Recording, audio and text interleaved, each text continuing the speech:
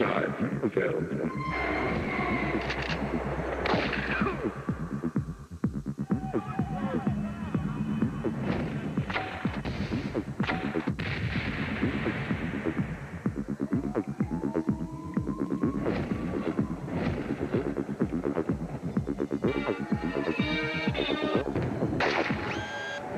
Side available. So I finally have the time to sit down and review one of my favorite video game series, and this time it isn't Resident Evil. This is a game series I've mentioned several times before, and it's important when bringing up my history of gaming.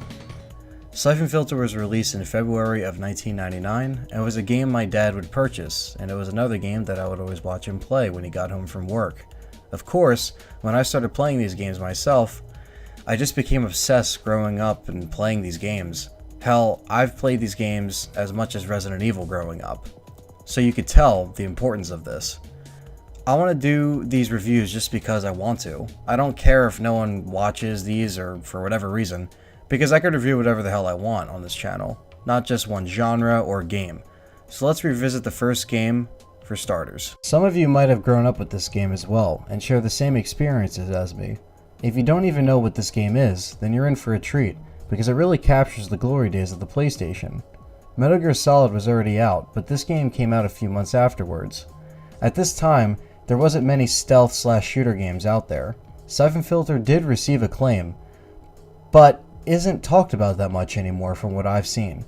Development of the game was almost cancelled several times during its development, due to lack of inspiration or lack of even creating a game in general. Did you know the story was changed several times? And at one point, the game was supposed to be science fiction oriented, and involved a group of kidnapped scientists who were being forced to build a time machine by an unspecified antagonist. But thankfully, we got this version of the game, which sounds a hell of a lot better. The game follows Gabriel Logan and Leon Zhang, who are a part of the agency for the government. They are in search for Romer, who is a terrorist that is trying to get his hands on the biochemical weapon named Siphon Filter. He is pretty intimidating, as he tries to bomb Washington, D.C. early on in the game, and also tries to spread the Siphon Filter virus globally, which is pretty much your job to stop. There are a lot of strings pulled here, as several people are helping Romer for personal gain, usually for money. You can't really trust anyone in this world, and there are a lot of double crosses. I'm not going to say who or what, but this game has some twists and turns for sure. And it shows you how fucked up people can get when money is put before them and takes over any good that could come from their situation. I always loved the storytelling in this game, and it gets even better as the game progresses. The level design is brilliant, using several different locations that also tie into your main objectives for each mission. And speaking of objectives, the game always throws a good mix of action and stealth elements. Some of the missions, if you're spotted at a certain point in time, will result in a mission failed. Some people might find this hard, but I think it adds to the game's challenge. It also won't keep you bored with missions, as they always add a good mix of variety on how you go about it. This is a common thing in these games, so it all started with this one. The mechanics are also really helpful. The aiming and the targeting for the enemies is very smooth here, and is easy to understand, with a radar that detects enemies around you, and also there's a danger meter when others target you, just so you know where your boundaries are. Everything fits like a glove and is easy to get a hold of.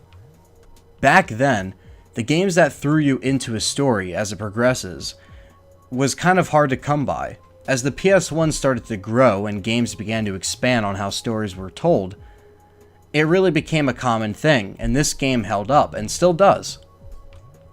I would really go into the story more because there's a lot of stuff to talk about, but as some of you might even be going into this series for the first time, I'd rather not say anything about it or spoil them for you. Honestly, it's better to just experience it yourself for the first time like I did when I played, because if you're getting into a series, the last thing you want somebody to do is to tell you everything about it before you even play it hands-on.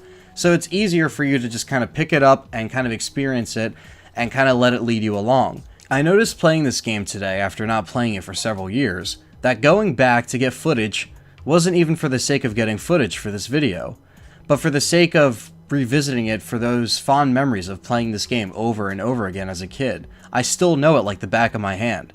All the crazy weapons and gadgets you get through the game, let's not forget that taser,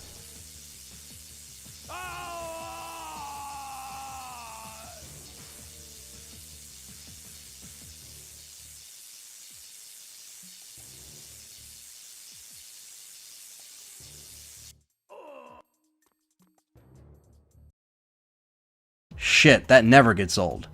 It's hard to try to hit everything I can that's so great in this one review / retrospect. The thing is that you're just going to have to play for yourself to really know what I'm talking about. The game throws you into such a great universe with so many twists and turns that will keep you playing throughout the series. This game still holds up very well, and I'm telling you, as somebody who plays old games all the time, you know exactly what you're going to get yourself into if you're coming from this era of gaming.